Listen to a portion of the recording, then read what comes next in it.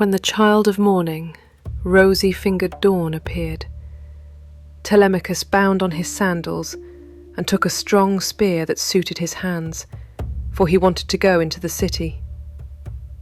"Old friend," said he to the swineherd, "I will now go to the town and show myself to my mother, for she will never leave off grieving till she has seen me. As for this unfortunate stranger, take him to the town and let him beg there of anyone who will give him a drink and a piece of bread. I have trouble enough of my own, and cannot be burdened with other people. My clothes are wretchedly thin, and this frosty morning I shall be perished with cold, for you say the city is some way off." On this, Telemachus strode off through the yards, brooding his revenge upon the suitors. When he reached home, he stood his spear against a bearing post of the cloister, crossed the stone floor of the cloister itself, and went inside. Nurse Euryclea saw him long before anyone else did. She was putting the fleeces onto the seats, and she burst out crying as she ran up to him. All the other maids came up too, and covered his head and shoulders with their kisses. "But come, tell me what you saw." "Do not scold me, mother," answered Telemachus, "nor vex me, seeing what a narrow escape I have had. But wash your face, change your dress, go upstairs with your maids, and promise full and sufficient hecatombs to all the gods, if Zeus will only grant us our revenge upon the suitors. I must now go to the place of assembly to invite a stranger who has come back with me from Pylos." Athena endowed him with a presence of such divine comeliness that all marvelled at him as he went by, and the suitors gathered round him with fair words in their mouths and malice in their hearts. But he avoided them, and went to sit with Mentor, Antiphus, and Halitherses, old friends of his father's house, and they made him tell them all that had happened to him. Then Piraeus came up with Theoclymenus, whom he had escorted through the town to the place of assembly, and then Telemachus at once joined them. When the maids had washed and anointed them, and had given them cloaks and shirts, they took their seats at table. A servant woman then brought them water in a beautiful golden jug, and poured it into a silver basin for them to wash their hands. And she drew a clean table beside them. An upper servant brought them bread, and offered them many food set before them of what there was in the house. Opposite them sat Penelope, reclining on a couch by one of the bearing posts of the cloister, and spinning. "We went to Pylos and saw Nestor, who took me to his house, and treated me as hospitably as though I were a son of his own, who had just returned after a long absence. So also did his sons. But he said he had not heard a word from any human being about Odysseus, whether he was alive or dead. He sent me, so, with a chariot and horses to Menelaus. There I saw Helen, for whose sake so many, both Greeks and Trojans, were in the sky's wisdom doomed to suffer. Menelaus asked me what it was that had brought me to Lacedaemon, and I told him the whole truth. And then he said, "So then, these cowards would usurp a brave man's bed. By Father Zeus, Athena, and Apollo, if Odysseus is still the man that he was when he wrestled with Philomeleides in Lesbos, and threw him so heavily that all the Greeks cheered him, if he is still such, and were to come near these suitors, they would have a short shrift and a sorry wedding. As regards your question, however, I will not prevaricate nor deceive you, but what the old man of the sea told me, so much will I tell you in full. May Zeus, the king of the sky, be my witness, and the rites of hospitality, with that hearth of Odysseus to which I now come, that Odysseus himself is even now in Ithaca, and, either going about the country or staying in one place, is inquiring into all these evil deeds and preparing a day of reckoning for the suitors. I saw an omen when I was on the ship which meant this, and I told Telemachus about it. "May it be even so," answered Penelope. "If your words come true, you shall have such gifts and such goodwill from me that all who see you shall congratulate you." Thus did they converse. Dinner is not a bad thing at dinner time. They left their sports as he told them, and when they were within the house, they laid their cloaks on the benches and seats inside, and then sacrificed some sheep, goats, pigs, and a heifer, all of them fat and well grown. Thus they made ready for their meal. In the meantime, Odysseus and the swineherd were about starting for the town, and the swineherd said, "Stranger, I suppose you still want to go to town today, as my master said you were to do." "Let us be going. But if you have a stick ready cut, let me have it to walk with, for you say the road is a very rough one." As he spoke, he threw his shabby old tattered wallet over his shoulders, by the cord from which it hung, and Eumaeus gave him a stick to his liking. The two then started, leaving the station in charge of the dogs and herdsmen who remained behind. The swineherd led the way, and his master followed after, looking like some broken-down old tramp as he leaned upon his staff, and his clothes were all in rags. When he saw Eumaeus and Odysseus, he reviled them with outrageous and unseemly language, which made Odysseus very angry. "There you go," cried he, "and a precious pair you are. See how the sky brings birds of the same feather to one another. Where, pray, master swineherd, are you taking this poor miserable object? It would make anyone sick to see such a creature at table. A fellow like this never won a prize for anything in his life, but will go about rubbing his shoulders against every man's doorpost, and begging, not for swords and cauldrons like a man, but only for a few scraps not worth begging for. I say so, and it shall surely be. If he goes near Odysseus' house, he will get his head broken by the stools they will fling at him, till they turn him out." On this, as he passed, he gave Odysseus a kick on the hip out of pure wantonness. But Odysseus stood firm, and did not budge from the path. For a moment he doubted whether or no to fly at Melanthius and kill him with his staff, or fling him to the ground and beat his brains out. He resolved, however, to endure it and keep himself in check. But the swineherd looked straight at Melanthius and rebuked him, lifting up his hands and praying to the sky as he did so. "Some day or other, I will put you on board ship and take you to a foreign country, where I can sell you and pocket the money you will fetch. I wish I were as sure that Apollo would strike Telemachus dead this very day, or that the suitors would kill him, as I am that Odysseus will never come home again." With this, he left them to come on at their leisure, while he went quickly forward and soon reached the house of his master. When he got there, he went in and took his seat among the suitors opposite Eurymachus, who liked him better than any of the others. The outer court has a wall with battlements all round it. The doors are double folding and of good workmanship.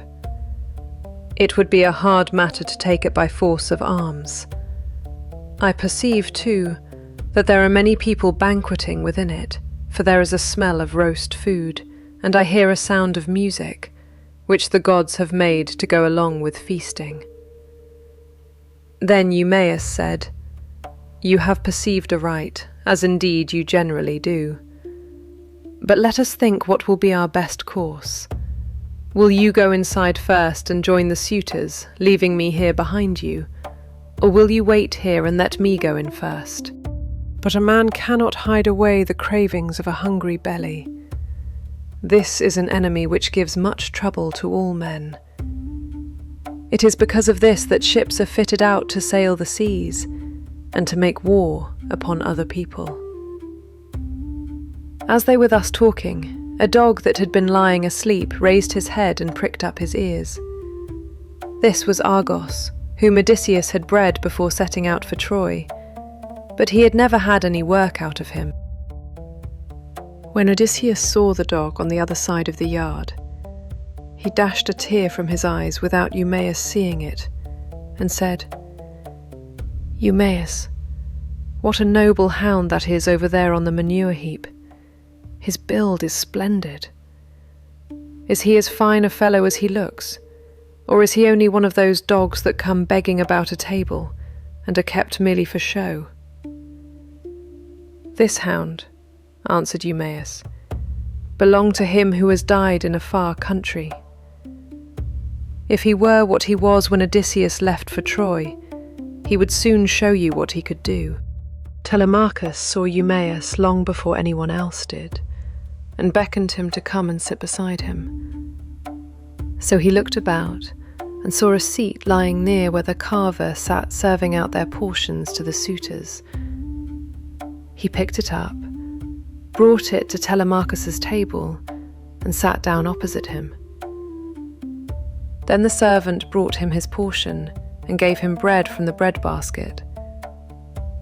Immediately afterwards, Odysseus came inside, looking like a poor, miserable old beggar, leaning on his staff and with his clothes all in rags.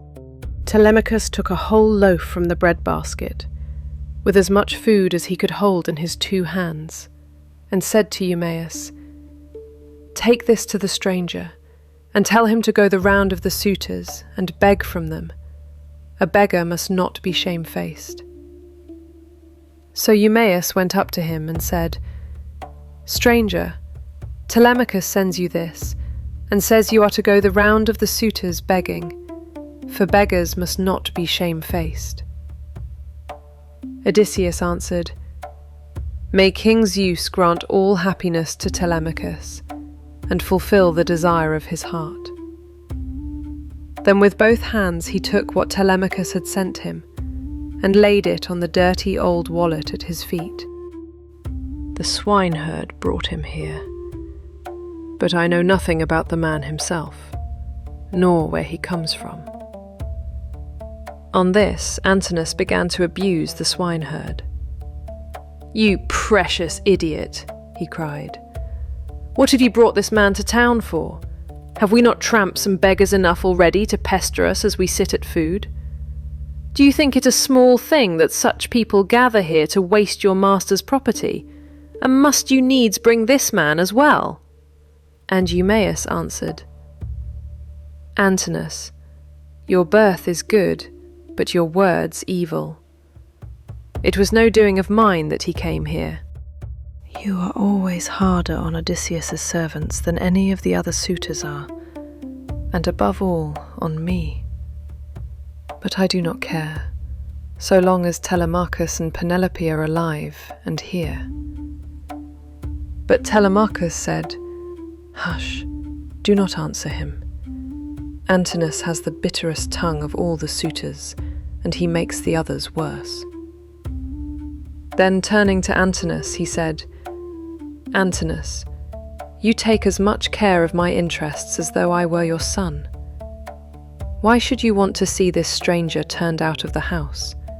The sky forbid. Take something and give it him yourself. I do not grudge it. I bid you take it. Never mind my mother, nor any of the other servants in the house. If all the suitors were to give him as much as I will, he would not come here again for another 3 months."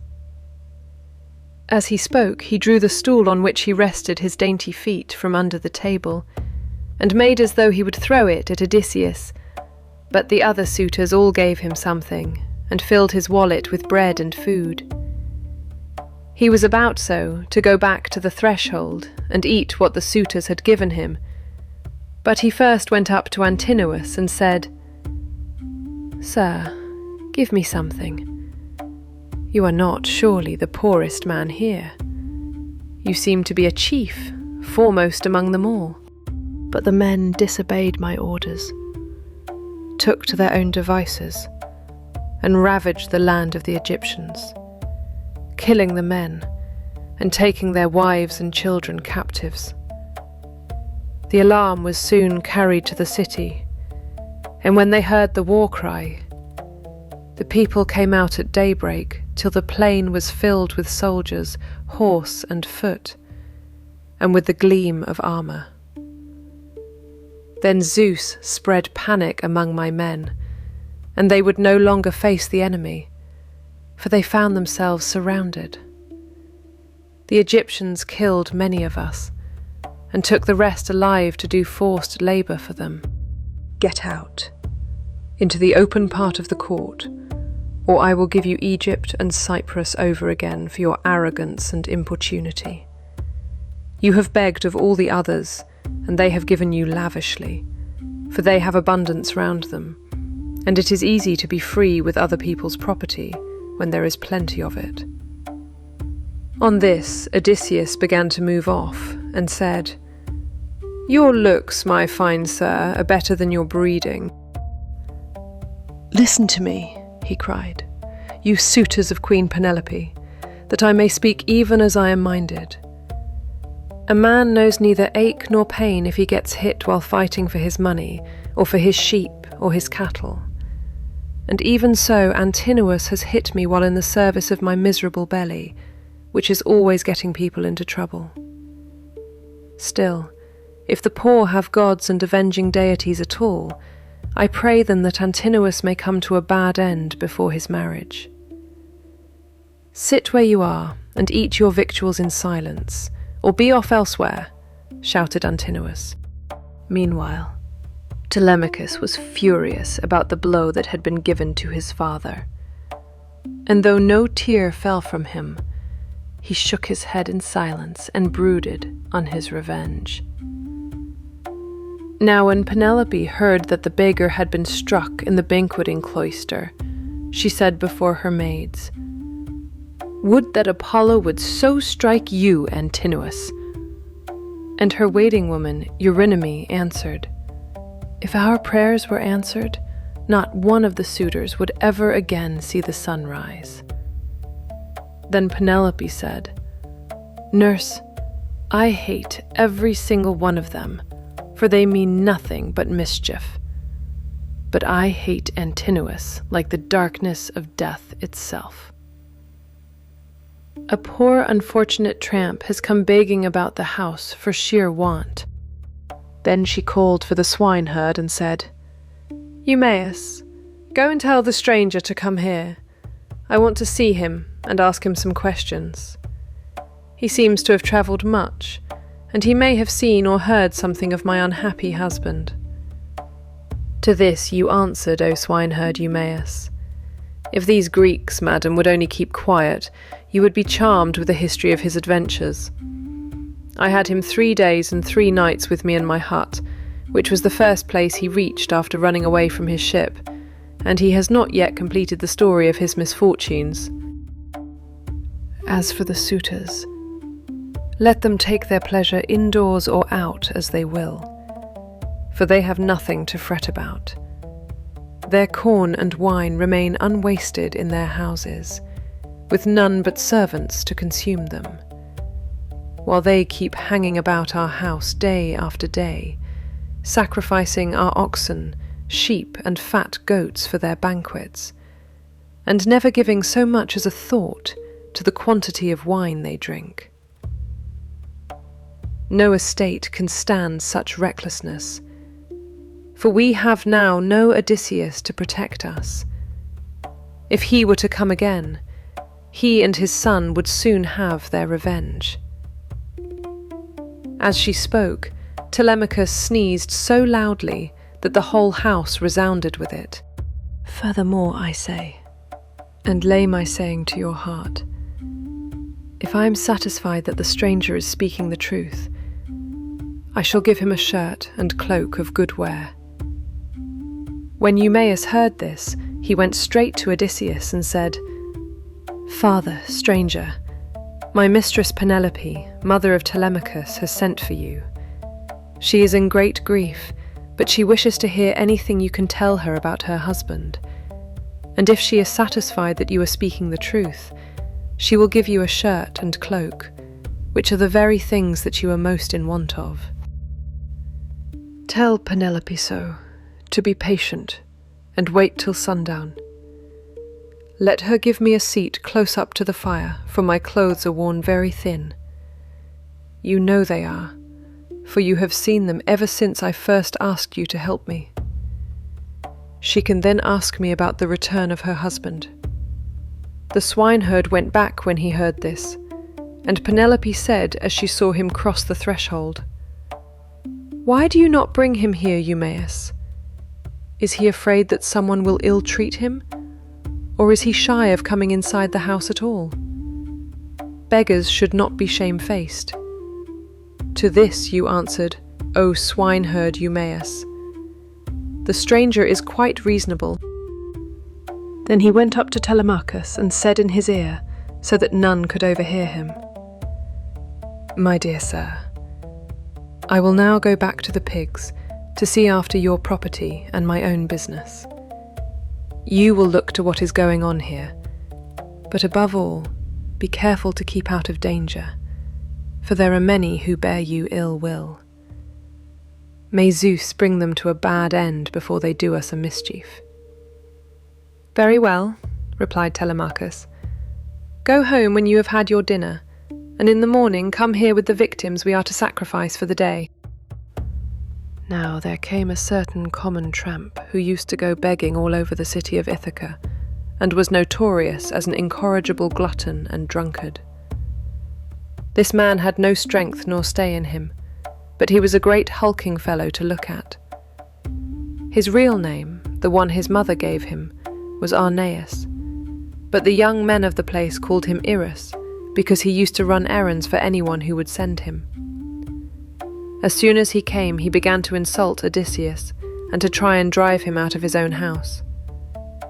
"Be off, old man," he cried, "from the doorway, or you shall be dragged out neck and heels. There is room enough in this doorway for the pair of us, and you need not grudge me things that are not yours to give. You seem to be just such another tramp as myself, but perhaps the gods will give us better luck after a while. Do not, however, talk too much about fighting, or you will incense me, and old though I am, I shall cover your mouth and chest with blood. I shall have more peace tomorrow if I do, for you will not come to the house of Odysseus any more." Iris was very angry and answered, "You filthy glutton! You run on trippingly like an old fish fag. The stranger and Irus have quarrelled and are going to fight.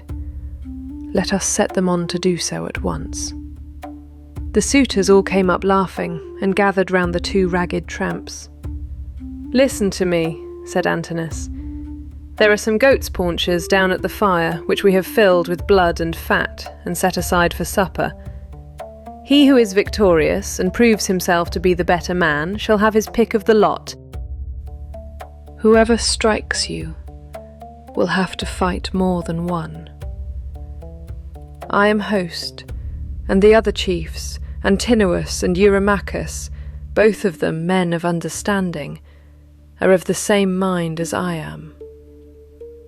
Everyone assented, and Odysseus girded his old rags about his loins, thus baring his stalwart thighs, his broad chest and shoulders, and his mighty arms.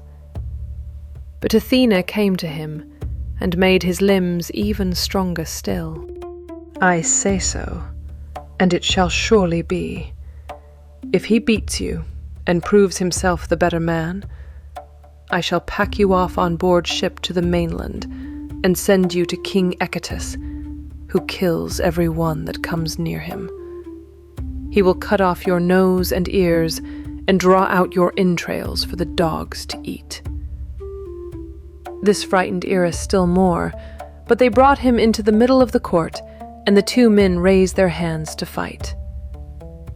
Then Odysseus considered whether he should let drive so hard at him as to make an end of him then and there, or whether he should give him a lighter blow that should only knock him down.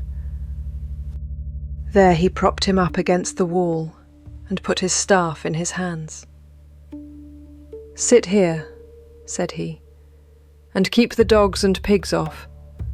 You are a pitiful creature, and if you try to make yourself king of the beggars any more, you shall fare still worse." Then he threw his dirty old wallet, all tattered and torn, over his shoulder, with the cord by which it hung, and went back to sit down upon the threshold. But the suitors went within the cloisters, laughing and saluting him. "May Zeus and all the other gods," said they, "grant you whatever you want, for having put an end to the importunity of this insatiable tramp." Amphinomus took 2 loaves out of the bread basket and brought them to him, pledging him as he did so in a golden goblet of wine. "Good luck to you," he said, "father stranger. You are very badly off at present, but I hope you will have better times after a while." To this Odysseus answered, "Amphinomus, you seem to be a man of good understanding, as indeed you may well be, seeing whose son you are. I have heard your father well spoken of. He is Nisus of Dulichium, a man both brave and wealthy. They tell me you are his son, and you appear to be a considerable person. Listen so, and take heed to what I am saying. I know all about it, for I was a rich man once, and did much wrong in the stubbornness of my pride, and in the confidence that my father and my brothers would support me. So let a man fear God in all things always, and take the good that the sky may see fit to send him without vain glory. Consider the infamy of what these suitors are doing. See how they are wasting the estate and doing dishonour to the wife of one who is certain to return some day, and that too not long from here. Nay, he will be here soon." Then Athena put it into the mind of Penelope to show herself to the suitors, that she might make them still more enamoured of her, and win still further honour from her son and husband. So she feigned a mocking laugh and said, "Eurynome, I have changed my mind, and have a fancy to show myself to the suitors, although I detest them. I should like also to give my son a hint that he had better not have anything more to do with them. They speak fairly enough, but they mean mischief." "My dear child," answered Eurynome, "all that you have said is true. Go and tell your son about it, but first wash yourself and anoint your face. They must be with me when I am in the cloister. I am not going among the men alone. It would not be proper for me to do so." On this, the old woman went out of the room to bid the maids go to their mistress. In the meantime, Athena thought of another matter, and sent Penelope off into a sweet slumber. So she lay down on her couch, and her limbs became heavy with sleep. Then the goddess shed grace and beauty over her, that all the Greeks might admire her. She washed her face with the ambrosial loveliness that Aphrodite wears when she goes dancing with the Graces. I wish Artemis would let me die so sweetly now at this very moment, that I might no longer waste in despair for the loss of my dear husband, who possessed every kind of good quality, and was the most distinguished man among the Greeks. With these words she came down from her upper room, not alone, but attended by 2 of her maidens, and when she reached the suitors she stood by one of the bearing posts supporting the roof of the cloister, holding a veil before her face, and with a staid servant woman on either side of her. "What is all this disturbance that has been going on?" And how came you to allow a stranger to be so disgracefully ill-treated? What would have happened if he had suffered serious injury while a suppliant in our house? Surely this would have been very discreditable to you. I am not surprised, my dear mother, at your displeasure, replied Telemachus. I understand all about it, and know when things are not as they should be, which I could not do when I was younger. I cannot, however, behave with perfect propriety at all times. First one, and then another of these wicked people here keeps driving me out of my mind, and I have no one to stand by me. See how he nods his head like a drunken man. He has had such a thrashing that he cannot stand on his feet, nor get back to his home, wherever that may be, for he has no strength left in him. Thus did they converse. Eurymachus then came up and said, Queen Penelope, daughter of Icarius, if all the Greeks in Iasian Argos could see you at this moment, you would have still more suitors in your house by tomorrow morning, for you are the most admirable woman in the whole world, both as regards personal beauty and strength of understanding. To this, Penelope replied, Eurymachus, the sky robbed me of all my beauty, whether of face or figure, when the Greeks set sail for Troy, and my dear husband with them. They are excellent also at fighting from chariots, and nothing decides the issue of a fight sooner than this.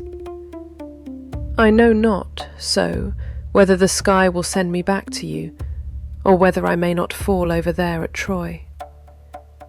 In the meantime, do you look after things here. Take care of my father and mother as at present, and even more so during my absence. But when you see our son growing a beard, then marry whom you will, and leave this your present home. This is what he said, and now it is all coming true. When men are courting a woman who they think will be a good wife to them, and who is of noble birth, and when they are each trying to win her for himself, they usually bring oxen and sheep to feast the friends of the lady, and they make her magnificent presents, instead of eating up other people's property without paying for it. This was what she said, and Odysseus was glad when he heard her trying to get presents out of the suitors, and flattering them with fair words, which he knew she did not mean. Then Antinous said, Queen Penelope, daughter of Icarius, take as many presents as you please from anyone who will give them to you. Eurydamas's 2 men returned with some earrings fashioned into 3 brilliant pendants which glistened most beautifully, while King Pisander, son of Polyctor, gave her a necklace of the rarest workmanship, and everyone else brought her a beautiful present of some kind. Then the queen went back to her room upstairs, and her maids brought the presents after her. Meanwhile the suitors took to singing and dancing, and stayed till evening came. They danced and sang till it grew dark. They then brought in 3 braziers to give light, and piled them up with chopped firewood very old and dry, and they lit torches from them, which the maids held up turn and turn about. She was daughter to Dolius, but had been brought up by Penelope, who used to give her toys to play with, and looked after her when she was a child. But in spite of all this, she showed no consideration for the sorrows of her mistress, and used to misconduct herself with Eurymachus, with whom she was in love. Poor wretch, said she, are you gone clean out of your mind? Go and sleep in some smithy or place of public gossips, instead of chattering here. Are you not ashamed of opening your mouth before your betters? So many of them too. Has the wine been getting into your head, or do you always babble in this way? But Odysseus took his stand near the burning braziers, holding up torches and looking at the people, brooding the while on things that should surely come to pass. But Athena would not let the suitors for one moment cease their arrogance, for she wanted Odysseus to become even more bitter against them. She so set Eurymachus, son of Polybus, on to gibe at him, which made the others laugh. "Listen to me," said he, "you suitors of Queen Penelope, that I may speak even as I am minded. It is not for nothing that this man has come to the house of Odysseus, not you. For you have got into bad ways, and do not want to work. You had rather fill your belly by going round the country begging." "Eurymachus," answered Odysseus, "if you and I were to work one against the other in early summer, when the days are at their longest, give me a good scythe, and take another yourself, and let us see which will last the longer, or mow the stronger, from dawn till dark, when the mowing grass is about. Or, if you will plough against me, let us each take a yoke of tawny oxen, well mated and of great strength and endurance. Turn me into a 4-acre field, and see whether you or I can drive the straighter furrow." He scowled at him and cried, "You wretch! I will soon pay you out for daring to say such things to me, and in public too. Has the wine been getting into your head, or do you always babble in this way? You seem to have lost your wits, because you beat the tramp Irus." With this he caught hold of a footstool.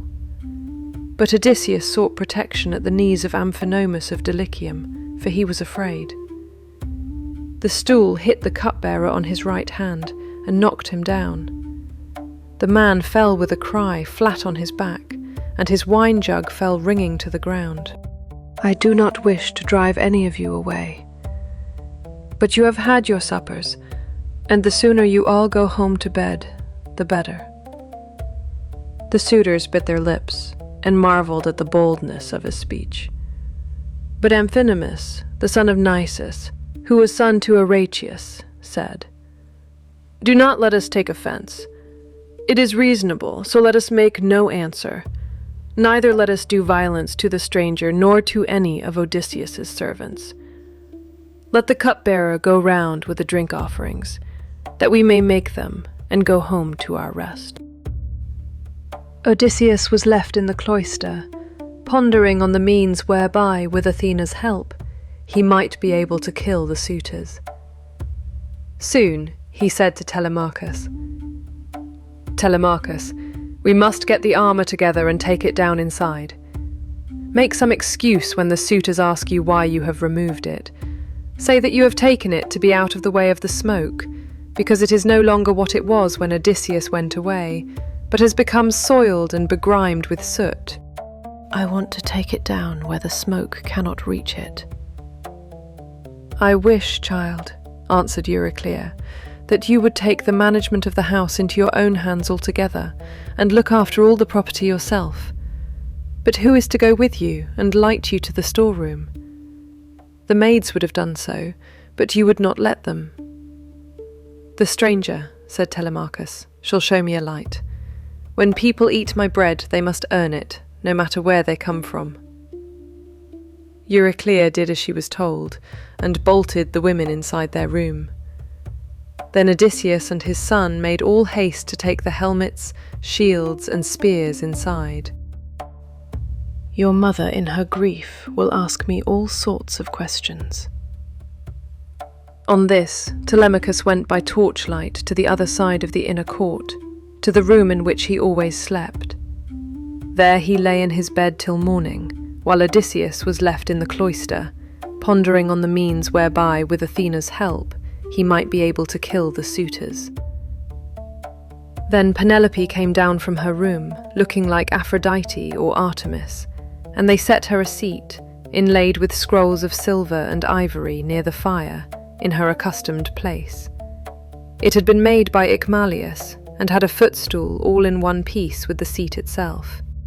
They emptied the embers out of the braziers, and heaped much wood upon them to give both light and heat. But Melantho began to rail at Odysseus a second time and said, "Stranger, do you mean to plague us by hanging about the house all night and spying upon the women? Be off, you wretch, outside, and eat your supper there, or you shall be driven out with a firebrand." Odysseus scowled at her and answered, "My good woman, why should you be so angry with me? Is it because I am not clean, and my clothes are all in rags, and because I am obliged to go begging about after the manner of tramps and beggars generally? Moreover, though he be dead as you think he is, yet by Apollo's will he has left a son behind him, Telemachus, who will note anything done amiss by the maids in the house, for he is now no longer in his boyhood." Penelope heard what he was saying and scolded the maid. "Impudent baggage," said she. "I see how abominably you are behaving, and you shall smart for it. Tell me of your town and parents." "Madam," answered Odysseus, "who on the face of the whole earth can dare to chide with you? Your fame reaches the firmament of the sky itself. You are like some blameless king who upholds righteousness as the monarch over a great and valiant nation. The earth yields its wheat and barley. The trees are loaded with fruit. The ewes bring forth lambs, and the sea abounds with fish by reason of his virtues, and his people do good deeds under him. Even so, as I sit here in your house, ask me some other question, and do not seek to know my race and family, or you will recall memories that will yet more increase my sorrow. If he were to return and look after my affairs, I should be both more respected and should show a better presence to the world. As it is, I am oppressed with care, and with the afflictions which Sky has seen fit to heap upon me. The chiefs from all our islands, Dulichium, Same, and Zacynthus, as also from Ithaca itself, are wooing me against my will and are wasting my estate. I can so show no attention to strangers nor suppliants, nor to people who say that they are skilled artisans, but am all the time broken-hearted about Odysseus. They want me to marry again at once, and I have to invent stratagems in order to deceive them. He is very rich, and the women of the place will talk if he is laid out without a pall." This was what I said, and they assented. And then I used to keep working at my great web all day long, but at night I would unpick the stitches again by torchlight. I fooled them in this way for 3 years without their finding it out, but as time wore on, and I was now in my 4th year, in the waning of moons, and many days had been accomplished, those good-for-nothing hussies, my maids, betrayed me to the suitors, who broke in upon me and caught me. Still, notwithstanding all this, tell me who you are and where you come from, for you must have had father and mother of some sort. You cannot be the son of an oak or of a rock." Then Odysseus answered, "Madam, wife of Odysseus, since you persist in asking me about my family, I will answer, no matter what it costs me. People must expect to be pained when they have been exiles as long as I have, and suffered as much among as many peoples. Even so, as regards your question, I will tell you all you ask. There is a fair and fruitful island in mid-ocean called Crete. Idomeneus sailed for Troy, and I, who am the younger, am called Aethon.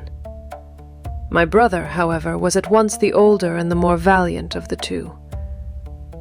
From here it was in Crete that I saw Odysseus and showed him hospitality, for the winds took him there as he was on his way to Troy, carrying him out of his course from Cape Malea and leaving him in Amnisus off the cave of Ilithuia, where the harbours are difficult to enter, and he could hardly find shelter from the winds that were then raging.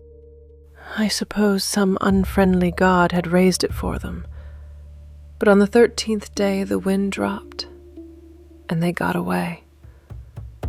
Many a plausible tale did Odysseus further tell her, and Penelope wept as she listened, for her heart was melted.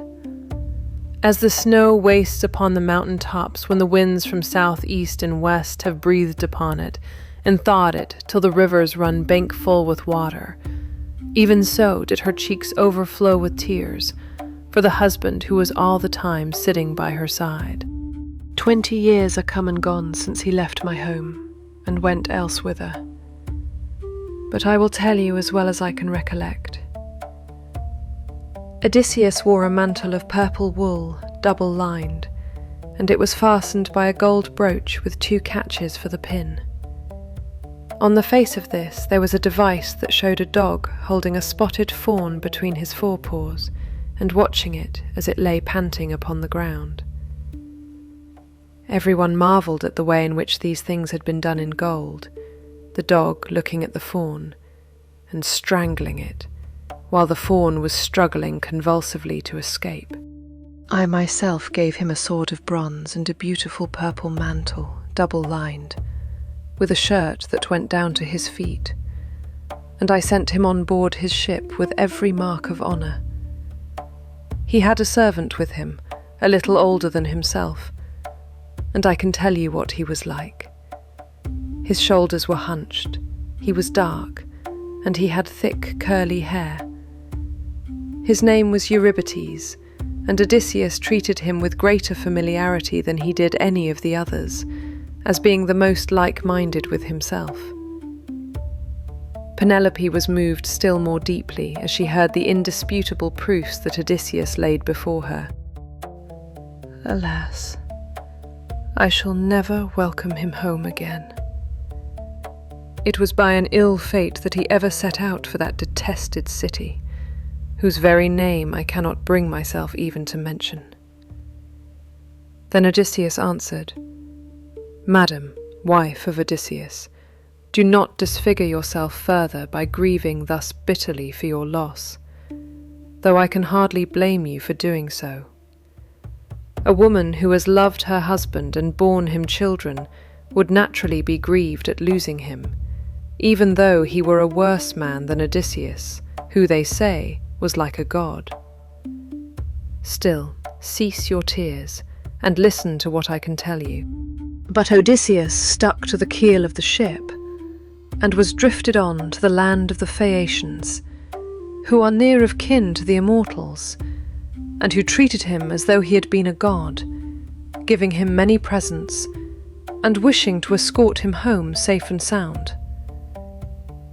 In fact, Odysseus would have been here long ago, had he not thought better to go from land to land gathering wealth. For there is no man living who is so wily as he is.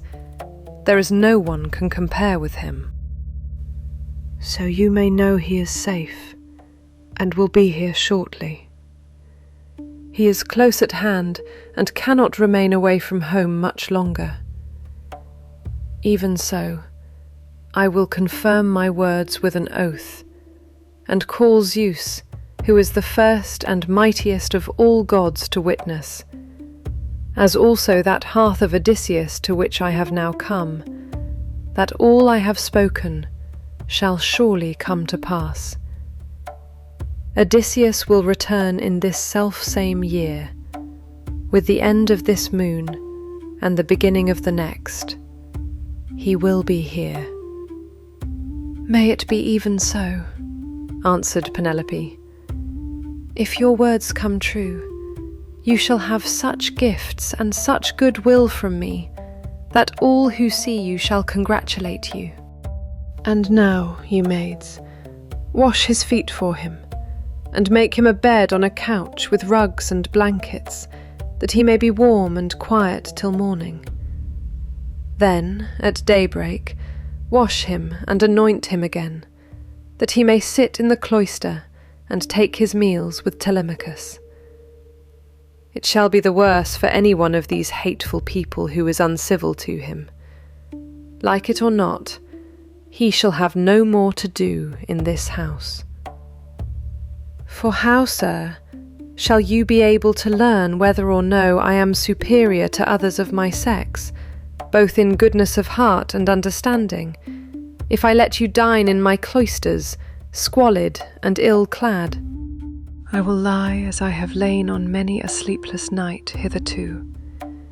Night after night have I passed in any rough sleeping place, and waited for morning. Nor again do I like having my feet washed.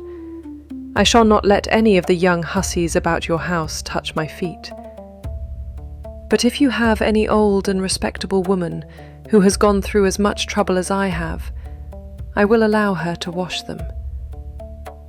To this, Penelope said, "My dear sir, of all the guests who ever yet came to my house, there never was one who spoke in all things with such admirable propriety as you do. I am certain no one was ever more God-fearing than yourself, and yet Zeus hates you. No one in the whole world ever burned him more thigh bones, nor gave him finer hecatombs when you prayed you might come to a green old age yourself, and see your son grow up to take after you. Yet see how he has prevented you alone from ever getting back to your own home. I have no doubt the women in some foreign palace which Odysseus has got to are jibing at him, as all these sluts here have been jibing at you.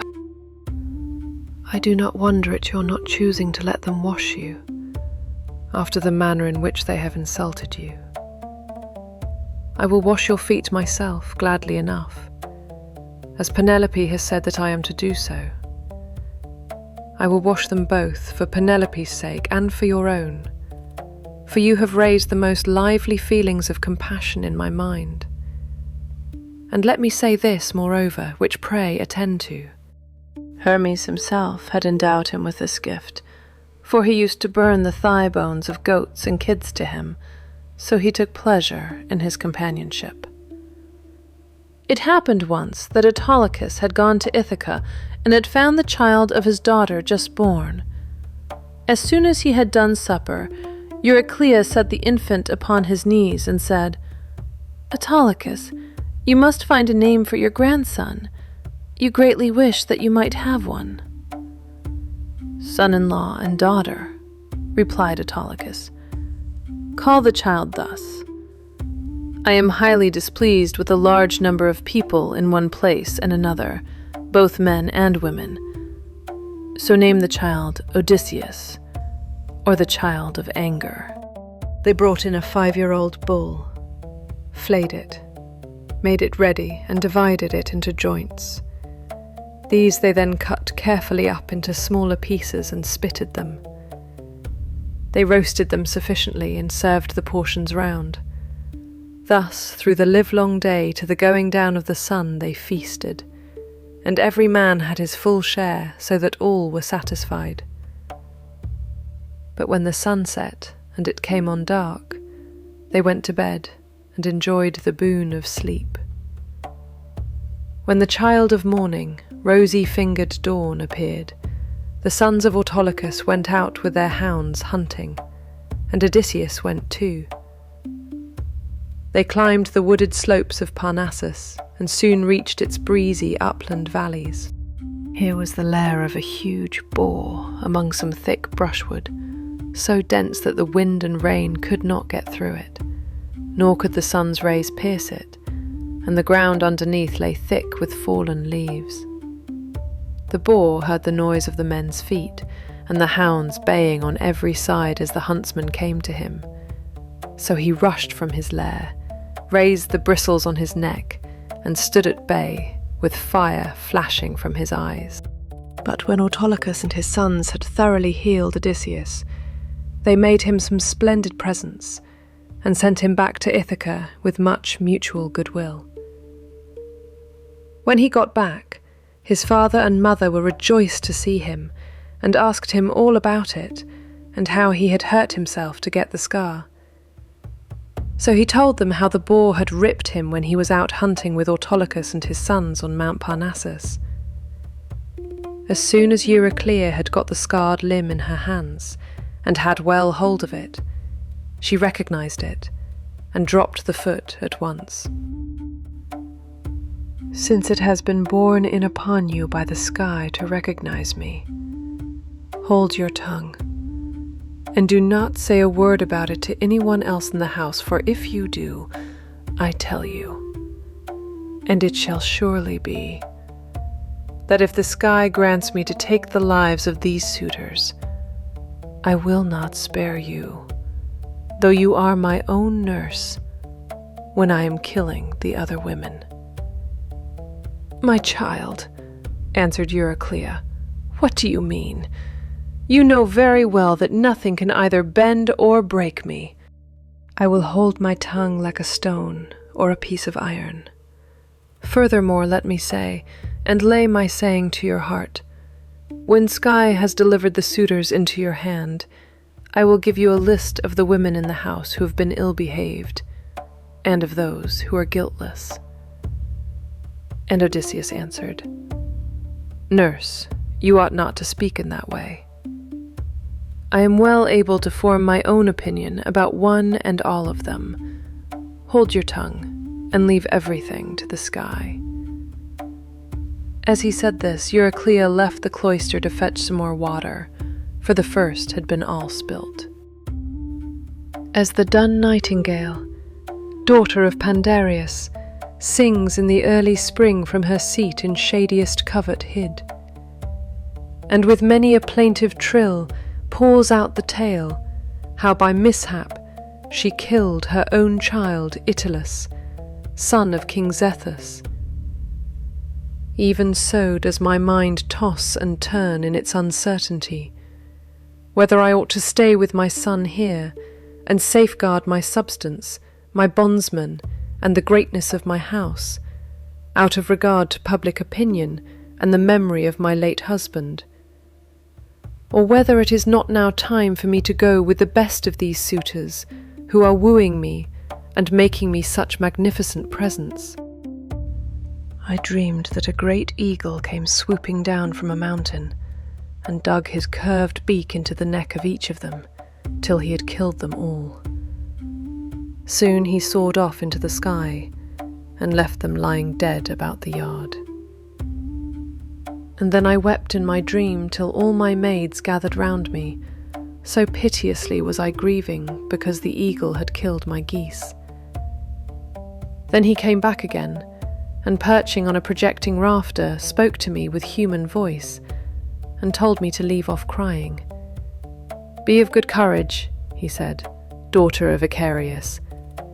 This is no dream, but a vision of good omen that shall surely come to pass.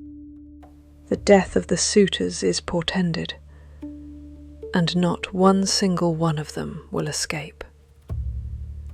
And Penelope answered, "Stranger, dreams are very curious and unaccountable things, and they do not by any means invariably come true. There are two gates through which these unsubstantial fancies proceed. The one is of horn, and the other ivory. Those that come through the gate of ivory are fatuous, but those from the gate of horn mean something to those that see them.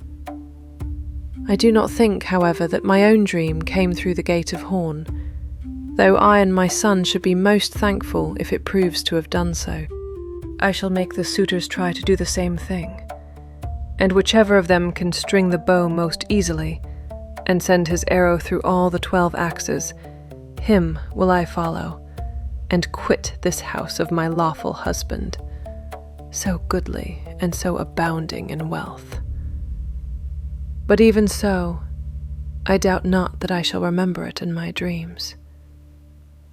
Then Odysseus answered, "Madam, wife of Odysseus, you need not defer your tournament, for Odysseus will return before ever they can string the bow, handle it how they will, and send their arrows through the iron."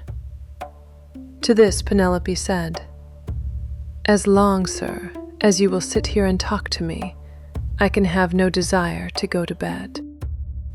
Odysseus slept in the cloister upon an undressed bullock's hide, on the top of which he threw several skins of the sheep the suitors had eaten, and Eurynome threw a cloak over him after he had laid himself down.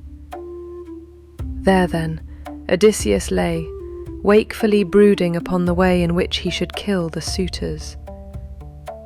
And after a while, the women who had been in the habit of misconducting themselves with them left the house, giggling and laughing with one another. This made Odysseus very angry, and he doubted whether to get up and kill every single one of them then and there, or to let them sleep one more and last time with the suitors. His heart growled within him, and as a bitch with puppies growls and shows her teeth when she sees a stranger, so did his heart growl with anger at the evil deeds that were being done. But he beat his breast and said, "Heart, be still. You had worse than this to bear on the day when the terrible Cyclops ate your brave companions. And there is this further difficulty, which is still more considerable. Supposing that with Zeus's and your assistance I succeed in killing them, I must ask you to consider where I am to escape to from their avengers when it is all over." "For shame," replied Athena. "Why, anyone else would trust a worse ally than myself, even though that ally were only a mortal and less wise than I am. Am I not a goddess? And have I not protected you throughout in all your troubles? I tell you plainly that even though there were 50 bands of men surrounding us and eager to kill us, you should take all their sheep and cattle and drive them away with you." When she had relieved herself by weeping, she prayed to Artemis, saying, "Great goddess Artemis, daughter of Zeus, drive an arrow into my heart and slay me. Or let some whirlwind snatch me up and bear me through paths of darkness, till it drop me into the mouths of overflowing Oceanus, as it did the daughters of Pandareus." The daughters of Pandareus lost their father and mother, for the gods killed them, so they were left orphans. But Aphrodite took care of them, and fed them on cheese, honey, and sweet wine. Hera taught them to excel all women in beauty of form and understanding. Artemis gave them an imposing presence, and Athena endowed them with every kind of accomplishment. Even so, I wish that the gods who live in the sky would hide me from mortal sight, or that fair Artemis might strike me, for I would fain go even beneath the sad earth, if I might do so still looking towards Odysseus only, and without having to yield myself to a worse man than he was. Besides, no matter how much people may grieve by day, they can put up with it so long as they can sleep at night. For when the eyes are closed in slumber, people forget good and ill alike, whereas my misery haunts me even in my dreams." He lifted up his hands to the sky and prayed, saying, "Father Zeus, since you have seen fit to bring me over land and sea to my own home after all the afflictions you have laid upon me, give me a sign out of the mouth of someone or other of those who are now waking within the house. And let me have another sign of some kind from outside." Thus did he pray. Zeus heard his prayer, and at once thundered high up among the clouds from the splendour of Olympus, and Odysseus was glad when he heard it. At the same time within the house, a miller woman from hard by in the mill room lifted up her voice and gave him another sign. "Father Zeus," said she, "you who rule over sky and earth, you have thundered from a clear sky without so much as a cloud in it, and this means something for somebody. Grant the prayer, then, of me, your poor servant who calls upon you, and let this be the very last day that the suitors dine in the house of Odysseus. They have worn me out with labour of grinding meal for them, and I hope they may never have another dinner anywhere at all."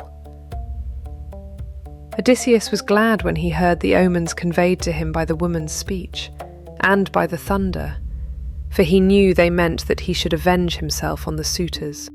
He girded his sword about his shoulder, bound his sandals onto his comely feet, and took a doughty spear with a point of sharpened bronze. Then he went to the threshold of the cloister and said to Euryclea, "Nurse, did you make the stranger comfortable, both as regards bed and board, or did you let him shift for himself? For my mother, good woman though she is, has a way of paying great attention to second-rate people, and of neglecting others who are in reality much better men." "Do not find fault, child," said Euryclea, "when there is no one to find fault with." But Euryclea called the maids and said, "Come, wake up. Set about sweeping the cloisters and sprinkling them with water to lay the dust. Put the covers on the seats. Wipe down the tables, some of you, with a wet sponge. Clean out the mixing jugs and the cups, and go for water from the fountain at once. The suitors will be here directly. They will be here early, for it is a feast day." Thus did she speak, and they did even as she had said. 20 of them went to the fountain for water, and the others set themselves busily to work about the house. The men who were in attendance on the suitors also came up and began chopping firewood. They tied the goats up under the gatehouse, and then Melanthius began gibing at Odysseus. "Are you still here, stranger?" said he, "to pester people by begging about the house? Why can you not go elsewhere? You and I shall not come to an understanding before we have given each other a taste of our fists. You beg without any sense of decency. Are there not feasts elsewhere among the Greeks, as well as here?" Odysseus made no answer, but bowed his head and brooded. Then a third man, Philoetius, joined them, who was bringing in a barren heifer and some goats. These were brought over by the boatmen who are there to take people over when anyone comes to them. "Is he one of your men? What is his family? Where does he come from? Poor fellow, he looks as if he had been some great man. But the gods give sorrow to whom they will, even to kings if it so pleases them." As he spoke, he went up to Odysseus and saluted him with his right hand. "Good day to you, father stranger," said he. "You seem to be very poorly off now, but I hope you will have better times after a while." "Father Zeus, of all gods you are the most malicious. We are your own children, yet you show us no mercy in all our misery and afflictions." "If he is already dead, and in the house of Hades, then, alas, from my good master, who made me his stockman when I was quite young among the Cephallenians, and now his cattle are countless. No one could have done better with them than I have, for they have bred like ears of corn. Even so, I have to keep bringing them in for others to eat, who give no thought to his son, though he is in the house, and fear not the wrath of the sky, but are already eager to divide Odysseus's property among them, because he has been away so long. By Zeus, the chief of all gods, and by that hearth of Odysseus to which I am now come, Odysseus shall return before you leave this place, and if you are so minded, you shall see him killing the suitors who are now masters here." "If Zeus were to bring this to pass," replied the stockman, "you should see how I would do my very utmost to help him." And in like manner Eumaeus prayed that Odysseus might return home. Thus did they converse. Meanwhile the suitors were hatching a plot to murder Telemachus, but a bird flew near them on their left hand, an eagle with a dove in its talons. Then they laid their hands upon the food set before them. Telemachus purposely made Odysseus sit in the part of the cloister that was paved with stone. He gave him a shabby-looking seat at a little table to himself, and had his portion of the inward meats brought to him, with his wine in a gold cup. "Sit there," said he, "and drink your wine among the great people. I will put a stop to the gibes and blows of the suitors, for this is no public house, but belongs to Odysseus, and has passed from him to me." Meanwhile, the heralds were bringing the holy great sacrifice through the city, and the Greeks gathered under the shady grove of Apollo. Then they roasted the outer food, drew it off the spits, gave every man his portion, and feasted to their heart's content. Those who waited at table gave Odysseus exactly the same portion as the others had, for Telemachus had told them to do so. But Athena would not let the suitors for one moment drop their arrogance, for she wanted Odysseus to become still more bitter against them. Now there happened to be among them a ribald fellow, whose name was Ctesippus, and who came from Same. I will, however, make him a present on my own account, that he may have something to give to the bathwoman, or to some other of Odysseus's servants. As he spoke, he picked up a heifer's foot from the food basket in which it lay, and threw it at Odysseus, but Odysseus turned his head a little aside, and avoided it, smiling grimly Sardinian fashion as he did so, and it hit the wall, not him. On this Telemachus spoke fiercely to Ctesippus. "It is a good thing for you," said he, "that the stranger turned his head so that you missed him. Still, if you wish to kill me, kill me. I would far rather die than see such disgraceful scenes day after day, guests insulted, and men dragging the women servants about the house in an unseemly way." They all held their peace till at last Aegean, son of Damastor, said, "No one should take offence at what has just been said, nor gainsay it, for it is quite reasonable. Leave off so ill-treating the stranger, or anyone else of the servants who are about the house. Thus you will yourself be able to manage your own inheritance, and to eat and drink in peace, while your mother will look after some other man's house, not yours."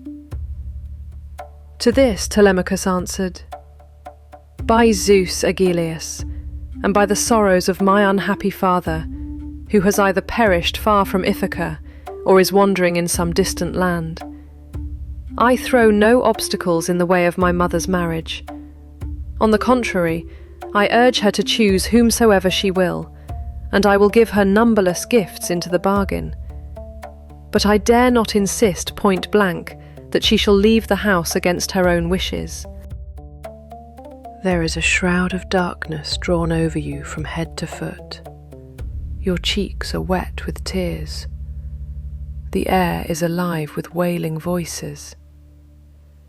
The walls and roof beams drip blood. The gate of the cloisters and the court beyond them are full of ghosts trooping down into the night of hell. The sun is blotted out of the sky, and a blighting gloom is over all the land." Thus did he speak, and they all of them laughed heartily. Eurymachus then said, "This stranger who has lately come here has lost his senses. Servants, turn him out into the streets, since he finds it so dark here." But Theoclymenus said, "Eurymachus, you need not send anyone with me." One arrogant fellow said to him, "Telemachus, you are not happy in your guests. First you have this importunate tramp, who comes begging bread and wine, and has no skill for work or for hard fighting, but is perfectly useless. And now here is another fellow who is setting himself up as a prophet. Let me persuade you, for it will be much better to put them on board ship and send them off to the Sicels to sell for what they will bring. Telemachus gave him no heed, but sat silently watching his father, expecting every moment that he would begin his attack upon the suitors.